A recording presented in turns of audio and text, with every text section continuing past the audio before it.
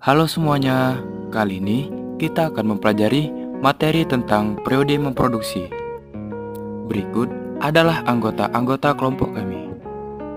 Di dalam teori ekonomi, periode analisis produksi dapat dibagi menjadi tiga, yaitu jangka pendek, jangka panjang, dan jangka amat panjang. Jangka pendek. Dalam jangka pendek terdapat persamaan berikut, yaitu Q sama dengan fungsi L.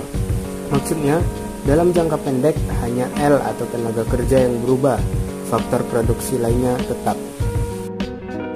Dalam teori ekonomi, jangka pendek dipengaruhi oleh hukum tambahan yang semakin berkurang, yaitu suatu konsep dalam ekonomi yang menyatakan bahwa ketika satu faktor produksi ditingkatkan, sementara faktor-faktor produksi lainnya tetap, pertambahan hasil atau output dari faktor yang ditingkatkan itu pada suatu titik akan semakin berkurang.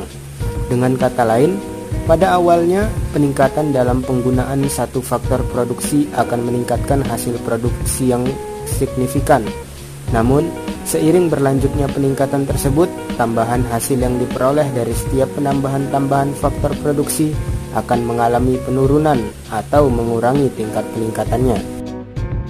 Berdasarkan hukum hasil tambahan yang semakin berkurang, terdapat 3 tahap memproduksi, yaitu tahap pertama. Pada awal produksi, tambahan input pada setiap satuan produksi cenderung memberikan hasil tambahan yang besar karena pemanfaatan optimal dari sumber daya. Tahap kedua, seiring berlanjutnya produksi, terdapat fase di mana hasil tambahan dari setiap tambahan input semakin berkurang, meskipun produksi masih mengalami pertumbuhan, namun pada tingkat yang melambat. Tahap ketiga, pada tahap ini, penggunaan tambahan input akan memberikan hasil tambahan yang negatif. Ini menunjukkan bahwa penggunaan sumber daya lebih dari yang seharusnya, dan produksi dapat mengalami penurunan hasil. Jangka panjang.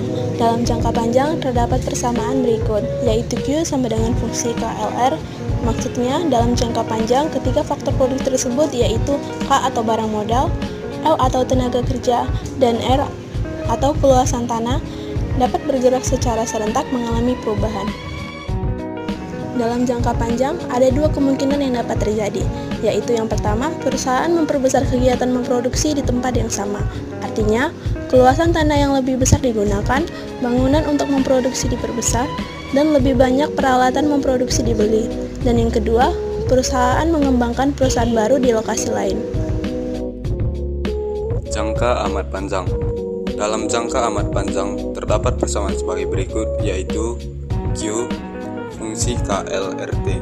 Maksudnya, dalam jangka amat panjang, bukan saja semua faktor produksi dapat bertambah jumlahnya, tetapi juga T atau teknologi akan berkembang dan memengaruhi proses produksi.